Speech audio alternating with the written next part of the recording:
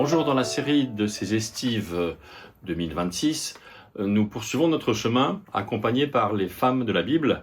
Aujourd'hui, nous allons évoquer ce personnage singulier, assez peu connu finalement, de Ruth, puisque c'est un livre qui ne comporte que quelques chapitres, un tout petit livre, mais qu'il faut relire, je crois que c'est très intéressant. Et notamment ce verset au chapitre 1, les versets 16 et 17, où tu iras, j'irai, où tu demeureras, je demeurerai, ton peuple sera mon peuple et ton Dieu sera mon Dieu. Outre le fait que ça rappelle une chanson de Sheila, vous l'avez évidemment reconnu, c'est ce que Ruth déclare à une autre femme, Noémie, et elles vont retourner à Bethléem. Ce livre de Ruth est assez étrange parce que d'abord il est tout petit, à peine 4 chapitres, et il pourrait passer inaperçu parce qu'il raconte une histoire somme toute assez banale, ou apparemment banale. Il n'y a pas de récit prophétique grandiose ou de traverser la mer Rouge ou que sais-je encore. Pourtant, je crois que c'est un des livres les plus révolutionnaires, je pèse mes mots, de toute la Bible. Pourquoi ? D'abord parce qu'il raconte que l'avenir du peuple d'Israël passe par deux personnages féminins, Noémie et Ruth. C'est quand même assez étonnant parce qu'on a l'image, à juste titre, d'une Bible qui est finalement assez masculine, voire assez macho, puisqu'il y a essentiellement des hommes. Eh bien non, il n'y a pas que des hommes. Et voilà la preuve avec Noémie et Ruth qui jouent un rôle déterminant. D'ailleurs, Ruth sera citée dans l'évangile de Matthieu parmi les ascendantes du coup de Jésus lui-même.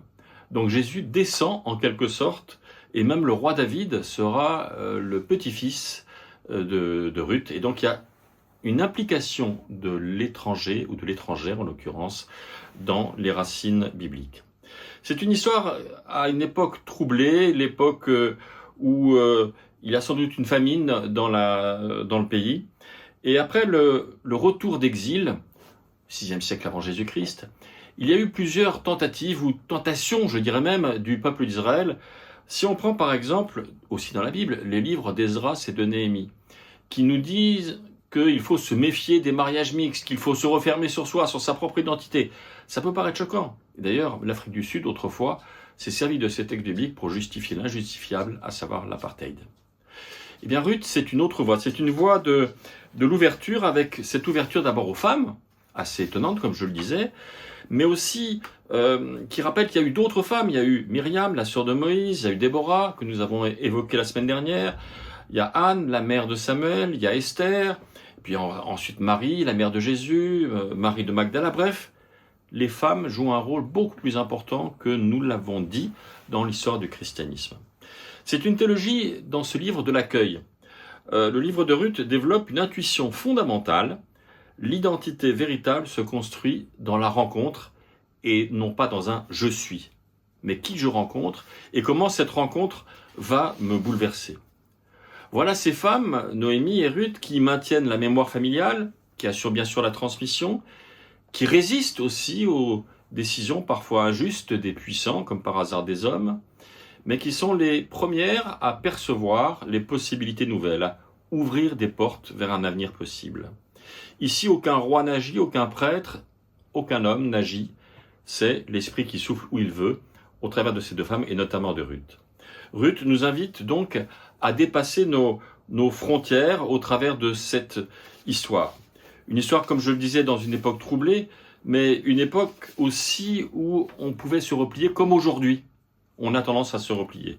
Donc il me semble que Ruth, s'il y a une leçon à tirer, c'est bien cette ouverture.